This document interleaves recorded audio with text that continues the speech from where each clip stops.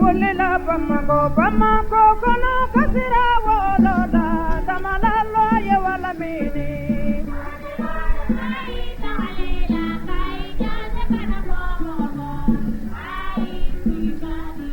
Bamada pointi filɛbagaw Mali kɔnɔ Mali kɔ kan fɛn fɛn sɔgɔlen don an ka jabarani sira bɛɛ lajɛlen fɛ an bɛ foli kurakuraya aw bɛɛ lajɛlen yɔrɔ an tɛ sɛgɛn an tɛ ɲinɛ aw foli la ka d'a kan n'i y'a mɛn jɔnni kunnandi sababu ɲuman minnu tɛ san sɔrɔ ni juru tɛ aw bisimila su kibaru kɛnɛ kan cɛmukan min ni an b'a ɲɛnamayaw ye ka daminɛ ntɛnɛn fo ka taa se juma ma walasa kunnafoniya minnu bɛ an ka jamana kɔnɔ n'o ye ba Maliba ye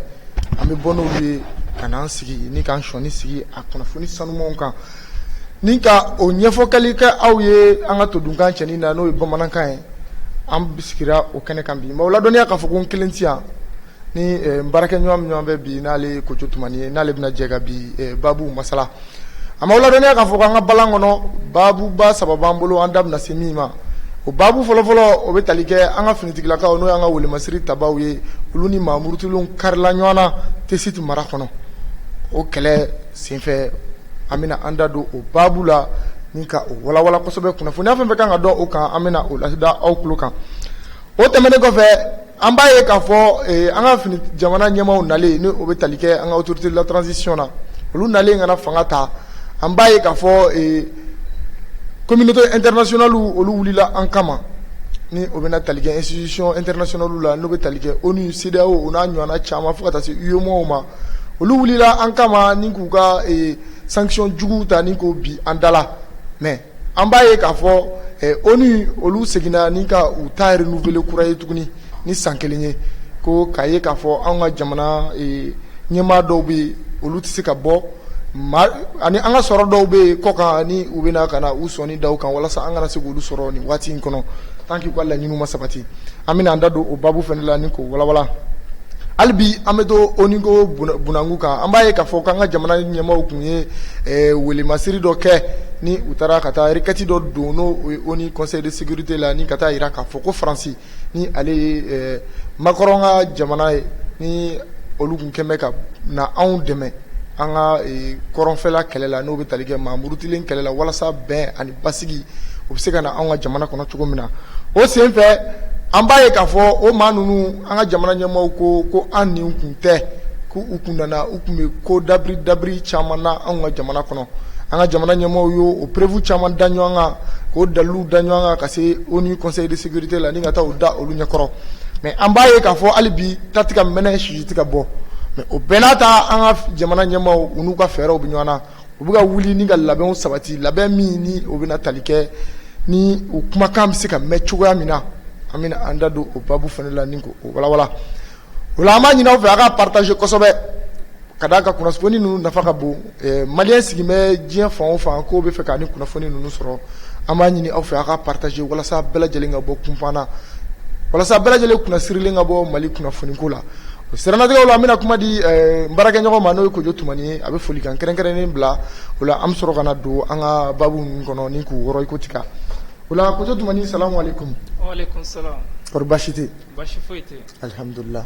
D'accord, folikan jumɛn b'i bolo ka ɲɛsin an filɛbagaw ma nin waati in na. Ok, Bamada point filɛbagaw ani an ka abonnés mɔgɔ min ma filɛ sisan ani mɔgɔ min bɛna filɛ kɔfɛ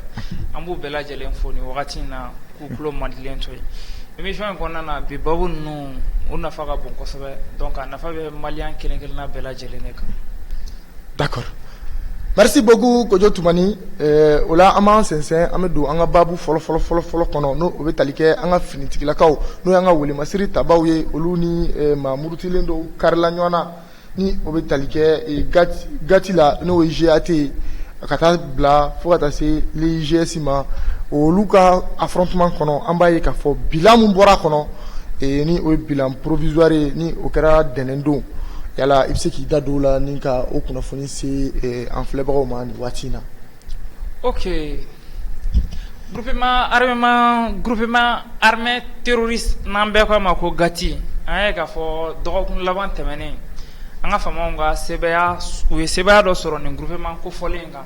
la montée en puissance de l'armée depuis Assimi Goïta nana fanga na a ma dogo maliyɛn si la ni équipement sanni ɲɛnamaw ye ani ka armée basigi kunnafoni sanumanw fana k'o labɔ k'o di jamanadenw ma min bɛ ka kɛ terrain kan ani waleya min bɛ ka baara terrain kan u b'o kunnafoniw d'a ma wagati bɛɛ an ye k'a fɔ an ka DIRPA mɔgɔw u dajalen ma to nin ko in kan lundi don n'o bɛnna dɔgɔkun daminɛ ma le 29 août 2022 donc an ye k'a fɔ violent affrontement dɔ kɛra an ka finitigilakaw n'an b'a fɔ ko force armée malienne fama ani groupement armement terroriste dɔw cɛ ko probablement n'i y'a ta k'a lajɛ a bɛ fɔ ko groupement état islamique du grand sahara n'o bɛ tali kɛ EGS la olu mɔgɔ ninnu de don ko probablement jateminɛw y'a jira k'a fɔ ko ninnu a bɔlen bɛ nin maa ninnu fɛ nka a ma fɔ ko kɛrɛnkɛrɛnnenya olu de don mais jateminɛw y'a jira k'a fɔ ko maa minnu frappe aérienne kɛra nin maa kofɔlen mun kan k'a bɔlen bɛ nin maa ninnu fɛ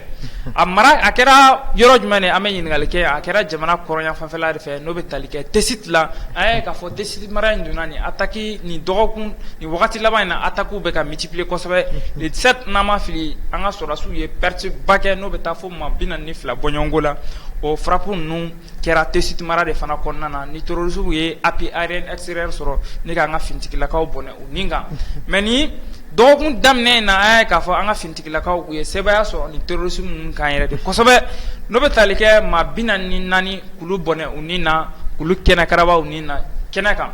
k'a sɔrɔ u ma sɔrɔ ka taa n'u ka su kofɔlen ninnu su ninnu bɛɛ bilala kɛnɛ kan an ye k'a fɔ ko fɔlɔ terrorisme tun b'an ka mɔgɔw faga ka taa n'a ye mais kunnafoni kɔnɔna na a yirala k'a fɔ ko terrorisme maa 44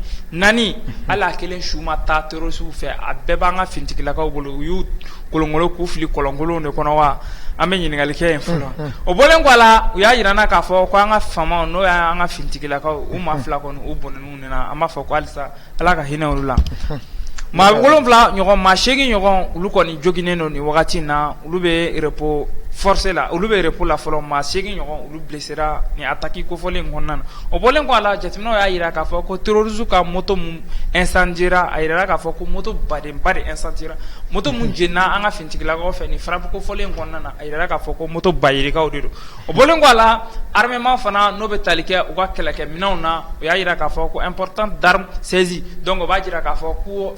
jatigɛka wale kɛbagaw n'o bɛ tali kɛ EGS gatiya la groupement armée terroriste la olu ka marifa u ka maramafɛnw caman sera ka récupérer an ka finitigilakaw bolo ani u ka munition n'o bɛ tali kɛ u bɛ fɛn minnu utiliser ni ka kɛlɛ waleya boli kosɛbɛ o bɔlen kɔ a la jateminɛw y'a jira na k'a fɔ ko toujours munumunu salon kɔnɔna na a jirala k'a fɔ ko finitigilaka ninnu u ma to o yɔrɔ dɔrɔn la u y'u munumunu o yɔrɔ kɛrɛfɛla kan a yirala k'a fɔ ko frappe caman de multipliera nin zone kofɔlen na mais don n'a nataw la ko nin ye bilan provisoire de fɔlɔ don n'a nataw la a bɛ se ka kɛ bilan bɛ accentuer terroristes ka yɔrɔ fanfɛla la an kɔni b'a danganiya k'a k'o ye puisque finitigilakaw hali bi u bɛ salon munumunu salon na n'u ka avion n'an b'a fɔ a ma ko Sukhoi ye nin Sukhoi ka deuxième frappe ye. D'accord. An b'a ye k'a fɔ ni kunnafoni ninnu kɔnɔ i bɔra k'i da se kuma dɔ ma ni o de ye l'armée monte en puissance l'armée monte en puissance i yɛrɛ ka kɔrɔfɔ la tiɲɛ don an bɛ waati min ko sisan kɔnɔdimi tɛ ɲɛdimi don bɛɛ lajɛlen ɲɛ b'a la an b'a ye k'a fɔ waati tɛmɛnenw na ni an ka finitigilakaw ni maa murutilenw karila ɲɔgɔn na olu de bɛ na ka na bali an ka finitigilakaw la ni ka u jogi ni k'u bɔnɛ u niw na ni ka boli mais an b'a ye nin waati laban ninnu na ka sababuya kɛ ni minɛn kura minnu ni an ka autorité de la transition y'u kɔkɔ fa o la n'o ye k'u disi kɔkɔ fa o la ka n'u ton an ka jamana kɔnɔ ni k'u di an ka jamana welemasiri tabaw ma an b'a ye k'a fɔ depuis o kɛra kuma o kuma i mana mɛn k'a fɔ ko an ka finitigilakaw ani maa murutilenw karila ɲɔgɔn na i b'a ye k'a fɔ sebaya belebeleba o bɛ taa k'o di an ka finitigilakaw ma wa kɛrɛnkɛrɛnnenya la i b'a ye k'a fɔ u ka maramafɛnw an bɛ na n'olu ye k'a sɔrɔ kɔrɔlen u bɛ boli n'an ka pick-up ye u bɛ boli n'an ka marifaw ye u n'a ɲɔgɔnna caman mais bi an b'a ye k'a fɔ an de bɛ k'olu ka maramafɛnw minɛ u la ani u ka bolimafɛnw komi i bɔra k'a fɔ kuma kɔnɔ cogo min na u y'u jeni a nɔ la mais yala i bɔra k'i da se Sukhoi ko kuma min ma ni o ye avion ye n'o ye pankuru ye yala Sukhoi in yɛrɛ kɔni i ko nin y'a ka wuliko 2nan ye Sukhoi in wulila yɔrɔ jumɛn ni ka taa atterri yɔrɔ jumɛn ka segin ka taara nin frappe in kɛ min ka segin an bɛ fɛ k'i da don o la. Kulubali i b'a dɔn Sukhoi répartition ma kɛ fɔlɔ maaw k'o ladɔnniya k'a fɔ 3 régions militaires de bɛ Mali la an bɛ don min na i ko bi avion kura minnu nana o répartition kan ka kɛ mais u ma kɛ fɔlɔ ce sont les choses secrètes en tena fo kwanga avion boro yoro mi puisque o se ka terrorisme ciblé ni ka donc ka fo anga marama fen u marale me yoro mi nga marama fen nu u marale no duku ko fole no de kono no be talike région do la marama fen nu marale no anga région do la ambe dominer ko pi ma ko na tangana ka fo ko marama fen nu be sur capital yere konnana anga région do de do n'antena to ko fo nyaro la marama fen willa au région de konnana bon au région era ni nord tania takalege à peu près kilomètre bayirikaw de do mais sukoy wille ni nga sen yoro ko fole na gloali ala mateme 30 minutes kan donc sukoy selendron aya kunyasi groupement folo mema jagulu de me o kuma ka préparation de ga jatimino de kera kile saba bonyongo ni ma ko fole nu o be ka regroupement ke trosu dunga regroupement ke o be ka regroupement ke o be ka formation di yoro plan be ka bobo ka yira donc aya ka fo radar ni satellite mum bambolo risque grâce à l'information des risques famon alertera jona ka fo ko ni num manu be feka kan attaquer flanan ka tukuni no be talike tesit kana o be feka attaquer tukuni kuraye donc anga famon ma at koto daga girmandala u yu wili jona jona ni ku sense ka se ni sukoye wili ko flanam nge aga wili ko folala aya ka fo ayema 90 personnes ayo de punte donc wili ko flana aya ka fo 44 o de chiffre donna folo ni probablement ne donna na to la amé dangana ka fo ko ni chiffre ya be son augmenter puisque suko ka frappe kelen ay ka fo te fen no mais avion mi na pana dugu fenna atato la afien a 8 heures dron avec frappe ke marfa bal temeto dron mais c'est ka minu déterré ka boy ay ka fo suko ka frappe folo na ay ka fo militant dur de déterrera suko bal temena yorom dro afien dro ce quoi fien droit min tan nour de déterré donc amaïra ka fo femme ne do fin de femme be se ka min déterré ka bod kuma kolo la donc ba ira ka fo ko femme barka mané do donc ce quoi gani frappe ina ay ka fo ay frappe kelen drone ke ma flaqué de ou kelen drone ke o kelen honare la ni blanco fole mbona anga fintikila ka nu fatura ay ka fo bon contrôle qu'on perdira mo flala donc ñani attaquer ñi rega préparer ay ka fo o mo flan lu de siraga fatoni kele ko fole ngono kele kon ngona na may ka fo masi dalalamente pertibe ka côté flabere la même mi tabo ena o de fo ni kele ame dominer ko bi ama jatoro su konna ni sukoy ka frappe flana folo d'accord donc à la troisième frappe là ama dangana ka fo ni bi ke tourisme ko era bani puisque tourisme era temple atotura abrubrununde d'accord merci bien Toumani Kojo ola ame tashi blacké ni ka ɲɛsi an ka wele masiri taba mi minnu ma ni olu bina ni o bɛ tali kɛ maa fila bɔɲɔgɔn la an bɛ a ɲini ala fɛ a ka u garisɛgɛ kɛ alijinɛ ye ka da ka u binna faso in de ye o la an b'a sɛnsɛn an bɛna don an ka babu filanan kɔnɔ an b'a ye k'a fɔ ONU n'o ye Nations Unies ye olu ka conseil de sécurité mun bɛ yen k'u seginna tuguni n'u k'u ka ɲɛɲini ni ko o da an kan mais Zena ta in ale ni kɔrɔlen kun tɛ kelen ye ni kun ke dɔwɛrɛ ye ko maa minnu bɛ yen ni olu bɛ ɲɛfɛ n'u kunkolo yelen don n'u dɔn bɛɛ kɛrɛnkɛrɛnnen la n'o olu de kan ka accord de la paix ne ma fili et de la réconciliation au Mali ni ko o sinsinbagaw ye ni olu m'o kɛ ko olu bɛna san kelen ɲangini da anw ka jamana kan o maa ninnu si tɛ se ka voyager tuguni wa u ka sɔrɔ fɛn fɛn bɛ diɲɛ u ka sɔrɔ fɛn fɛn bɛ diɲɛ kɔ kan mun tɛ ba Maliba kɔnɔna ye k'u bɛ u tɛgɛ sɔnni sigi olu bɛɛ kan u tɛgɛ kana da u kan tant que accord in ma bila en place yala Kojo i bɛ kunnafoni jumɛn dɔn nin waleya in kan o la ɲɔni ka don n ka ɲininkali tɔw kɔnɔ. bon i n'a fɔ an y'a mɛn cogo min na conseil de sécurité des nations unies n'o bɛ tali kɛ ONU mɔgɔw la an y'a mɛn k'a fɔ k'u y'u ka sanction renouveler an ka jamana marabolo tabaga dɔw fɛ. Mardi don a kɛwale yɛrɛ kɛra mardi don n'u ka siège b'a la n'o bɛ New York conseil in kɛra yen yɔrɔ de la donc o conseil in kɔnɔna na an y'a ye k'a fɔ kunnafoni kɔnɔna na u ye ɲangini dɔw ta ka o maa ninnu sɛgɛrɛ kɔrɔlen ɲangini kun bɛnnen b'u kan mais u tilala ka ɲangini in kurakuraya n'o bɛ tali kɛ ONU mɔgɔw la ni k'a fɔ ko nin maa kofɔlen ninnu minnu chargélen don ka accord de la paix et de la accord pour la paix accord pour la paix, accord de la paix, puisque au final la doit, mais il y accord pour la paix et la réconciliation au Mali. Donc, mɔgɔw ka français mais ni de ni pour o bɛ ko ɲagami fɔlɔ accord pour la paix de don accord pour la paix et la réconciliation au Mali donc o maa kofɔlen ninnu ko maa mun kan ka o accord ninnu sabati n'u dɛsɛra o accord sabatili la ko ɲangini kurakurayara tuguni fo san kelen n'o bɛ tali kɛ u bɛ don min na i ko kunu kun ye le 31 de n'i ma fili ou bien bi le 31 bon kunu kun ye le 31 bon a accord renouvelé kunu mais a bɛna voter ka appliquer bi de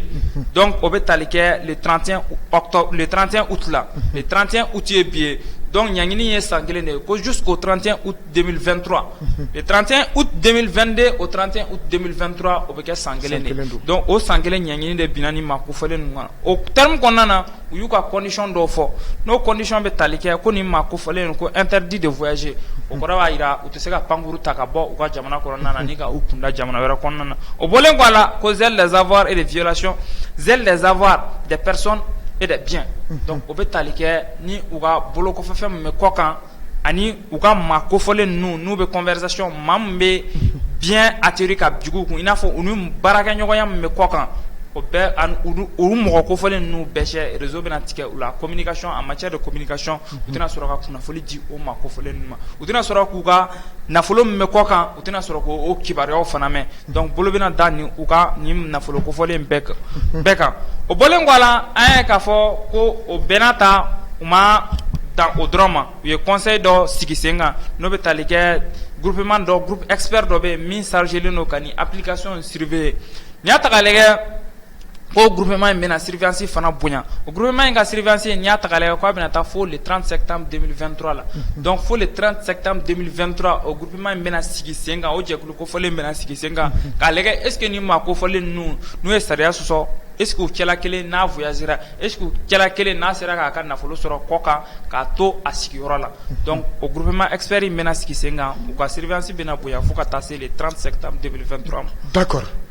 Kojo walasa ka maaw bɔ kunnasiri la yala e yɛrɛ bolo accord pour la paix et la réconciliation au Mali mun de don? Bon n bɛ se ka min fɔ accord pour la paix et la réconciliation au Mali gouvernement min de don an y'a kuma mɛn de an ye accord de la paix pour la paix et de la réconciliation au Mali an y'a kuma mɛn de sinon an m'a kɛwale a jɛkulu sigibagaw fɛ u nana de k'u bɛ se ka bɛn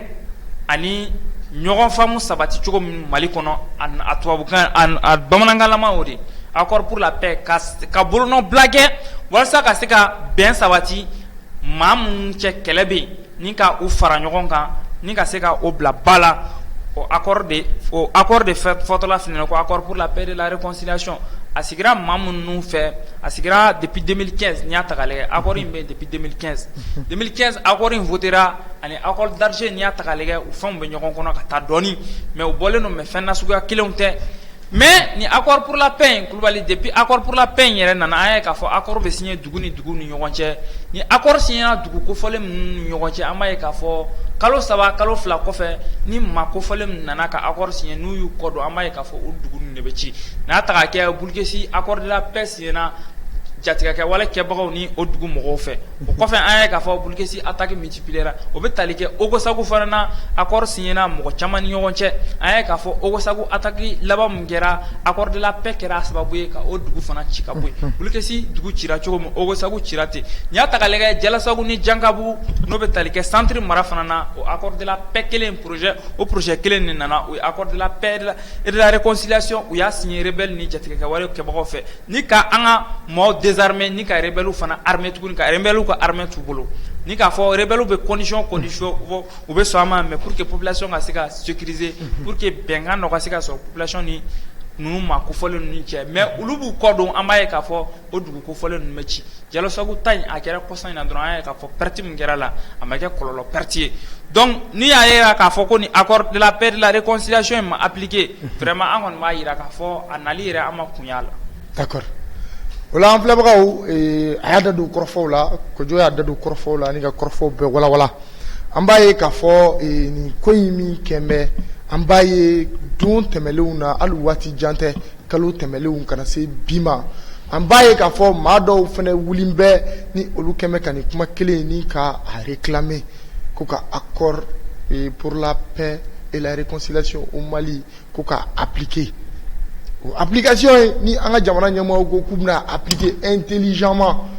ni o de tɛ ka bɛn maa dɔw ma ni o bɛ tali kɛ maa murutilenw na o la an bɛna ɲininkali dɔ tɛngu yan an b'a ye k'a fɔ ONU ko ka nin baara in lawaleya ko nin baara in tant que nin ma lawaleya an ka sɔrɔw an ka maa dɔw ka sɔrɔw ni maa minnu bɛ ɲɛfɛ olu ka sɔrɔw an'u ka voyages bɛ bali yala est-ce que Kojo Faransi de tɛ nin kɔfɛ wa k'a ye k'a fɔ an ye Faransi bɔ anw ka gɛn ka bɔ an ka jamana kɔnɔ maa murutilen ninnu an ka jamana ɲɛmɔgɔw ko k'u ni Faransi tɛgɛ de bɛ ɲɔgɔn bolo an b'a ye k'a fɔ olu bɛ ka kule min kɛ an b'a ye o kulekan taara bɔ ONU na yala Faransi de tɛ nin bolo tɛ nin bɛɛ kɔfɛ ka nin ko bɛɛ manipuler wa selon toi? Donc o tɛ se k'a fɔ ko Faransi bɛ nin ko in kɔfɛ ni ko in laban kɛra an yɛrɛ de bɛ anw yɛrɛ kɔfɛ puisque n'anw bɛɛ jɛra k'a fɔ ko Faransi ka taa ka bɔ n y'a tila ninnu ex-rebelles ninnu u ka représentation u ka représentants bɛ yan bien sûr donc n'olu maa ninnu sera ka bɔ ni k'a fɔ ko olu trahira par l'état malien ko état malien bɛ ka olu esprit volé de olu ni k'u hakilina suɲɛ ni ka se ka u yɛrɛ armé puisque u ka laseliw la u y'o de fɔ ko l'état malien est en train de fɛn k'u hakili suɲɛ ni k'u hakili suɲɛ ni ka u ka finitigilakaw armé ni ka monter en puissance de l'armée waleya walasa ni donna nataw la n'u ye sebaya sɔrɔ u bɛ tila ka wuli k'ulu kɛlɛ ko état malien olu ɲɛ bɛ Mali état la cogo min na k'a bɛ k'o ko in de kɛ ni olu ka maaw sera k'o fɔ k'u to nord la u ka représentant minnu dun bɛ Mali la an ye k'a fɔ nin rebelle jɛkulu in vraiment il est temps que état malien an ka kɛ kun kelen quoi ni min bɛ kisi o ka kisi ni min bɛ fato ko in na o ka fato ko in na puisque mɔgɔ min de don ils sont racistes mɔgɔ min de don u tɛna jɛ ni mɔgɔ ye wa o lahalaya a hakilina yɛrɛ t'u la k'a fɔ ko donna nataw la ko hali n'an y'u insérer an ka gouvernement la hali n'u kɛra président ye donna nataw la an b'a miiri an t'a danganiya k'a fɔ ko ninnu maa ninnu bɛn b'u kɔnɔ maa min a ka maaw bɛ ka voter yan yɔrɔ la assemblée CNT kɔnɔna na hali an ye k'a fɔ ENA concours laban in na a yirala k'a fɔ ko 16% o accordera u ma e ni Ala cɛ Kulibali i ma kalan kɛ i ma bɔn i ma nin ko 16% ko ta kɔnɔna na o accordera u ma ENA concours la o accordera jɔn ne ma ENA concours la an ye k'a fɔ décret dɔ bɔra k'a fɔ ko 16% o accordera mɔgɔ min bɛ accord pour la paix et de la réconciliation o ma kofɔlen o jɛkulu min sigilen don nord la an ye k'a fɔ 16% walasa u ka se ka baara sɔrɔ Mali kɔnɔna na 16% accordé lu ma ENA concours la donc dès là-bas Mali armée n'a ye k'a fɔ an ka jamana bɛ bɛn de fɛ ani ninnu maa ninnu ɲɔgɔn cɛ o bɔlen kɔ a la décret kɔnɔna na an ye k'a fɔ le 5 août décret dɔ bɔra ni k'a fɔ ko ninnu maa kofɔlen ninnu ou 26 ex-rebelles ninnu u bɛna intégrer an ka armement kɔnɔna na mais 13 000 26 000 plutôt donc 13 000 olu bɛna intégrer ɲinan 13 000 kunkan wɛrɛ olu bɛna intégrer san 2023 2024 kɔnɔna na donc finalement an bɛ ɲininkali kɛ ninnu maa ninnu yɛrɛ u bɛ mun de fɛ Mali ko in na ɲininkali gɛlɛn bɛ yen nin bɛɛ tɛ se ka kɛ France ka manipulation il est temps que an ka segin ko réalité ma an ka ɲininkali kɛ réellement mun de bɛ nin maa ninnu kɔnɔ puisque olu lahalaya bɛ jumɛn de la olu ko k'u bɛ Azawad de fɛ donc Azawad dun tɛ Mali kɔnɔ an tɛ Azawad dɔn Mali kɔnɔ bi an tɛ Azawad dɔn Mali kɔnɔ sini donc armée u armera a bɛ min f'u ye n'u bɛ se ka bunteli kɛ u k'u bɛɛ bunte parce que o bɔra k'a fɔ ko raciste de bɛ ka kɛ ko mɔgɔ min de don k'ulu de bɛ ka woloma ka faga donc terroriste dun an ye k'a fɔ suturali tɛ terroriste la i somɔgɔ ye terroriste ye a bɛ bunte de a diyara i ye a bɛ bunte de a ma diya i ye a bɛ bunte de donc armée sukoyi sɔrɔ an ye k'a fɔ albatros sɔrɔla armement de désignation sɔrɔla donc u k'u ɲɛsin nin maa kofɔlen ninnu na ni maa o maa n'a fɔra i ye i ka n'i sigi yan n'i ma sɔn bunteli ka kɛ MINUSMA bɛ nin ko in kɔfɛla la donc an bɛ se ka en conclusion an bɛ se ka danganiya kɛ k'a fɔ ko Faransi bɛ nin ko in kɔfɛla la puisque ɲangini min binna an ka maa ninnu kan a yɛrɛla k'a fɔ ko MINUSMA fana bɛna to nin ko in kɔnɔna na ni ka ninnu maa ninnu fana surveiller groupement expert mun bɛ yen ni ONU mɔgɔw y'a ta ka bin mɔgɔ min bɛ ko bɛna accord pour la paix et de la réconciliation maa ninnu surveiller an ye k'a fɔ ko ONU doit intervenir donc o b'a jira k'a fɔ ko ONU bɛ nin ko ni enquête ko fɔlen in na donc an b'a danganiya k'a fɔ ONU dun ye Faransi bolofara dɔ ye donc Faransi bɛ ninnu maa ninnu kɔfɛ en conclusion mais maa ninnu hakilina fana ka bon ni Faransi. D'accord, merci Kojo Toumani i ka nin walawalali ninnu na ni babu in a bɛna tali kɛ an ka babu sabanan na u bɛ ɲɔgɔn suit an bɛna an sɛnsɛn ka don an ka babu sabanan na an b'a ye k'a fɔ ɲɔni ONU conseil de sécurité n'u ka t'u ɲɛsin nin ma anw ka jamana ɲɛmaaw taara dalilu bɛɛ da o ɲɛkɔrɔ ni k'a jira k'a fɔ ko Faransi olu de nana k'u bɛna an dɛmɛ mais u nana kɛ anw ma jugu ye ka d'a kan maa murutilen minnu b'an ka jamana kɔnɔ an y'a dalilu sɔrɔ k'a fɔ k'olu de bɛ k'olu kɔkɔrɔma don maa fa wale cɛjugu dɔw bɛ yen an b'a ye k'a fɔ k'u ka kɔkɔrɔma b'o la kojo an b'a ye k'a fɔ hali bi an ka jamana ɲɛmaa u bɛ ka fɛɛrɛw tigɛ yala i bɛ min dɔn o fɛɛrɛ tigɛ ko kunnafoniya la yala o da an filɛbagaw tulo kan yanni an ka don an ka ɲininkaliw la. Bon, kura i b'a dɔn k'a fɔ ko jamana n'i mana dɔgɔya cogo dɔ la i bɛ minimiser. Mali kan ka passer par autrement selon moi personnellement Mali kan ka passer autrement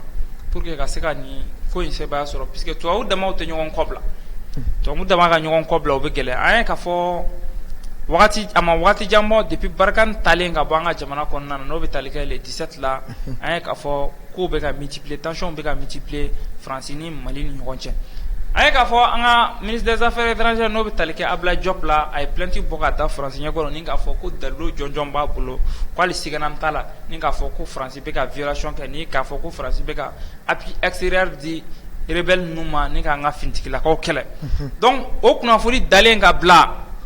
Conseil de sécurité de l'ONU na an ye k'a fɔ a kɛra gɛlɛyaba ye Mali dun tɛ membre permanent ni Conseil de sécurité ONU kɔnɔna na an ye k'a fɔ jamana 5 de bɛ n'o bɛ tali kɛ Russie la ani France la ani Allemagne ani Angleterre plutôt ani Mali non membre permanent 5 de bɛ n'i y'a ta k'a lajɛ a membre permanent fɔlɔfɔlɔ o ye États-Unis ye n'o bɔra yen Russiw bɛ na ni Russiw bɔra yen an b'a ye k'a fɔ ko France bɛ na Chine fana bɛ na bon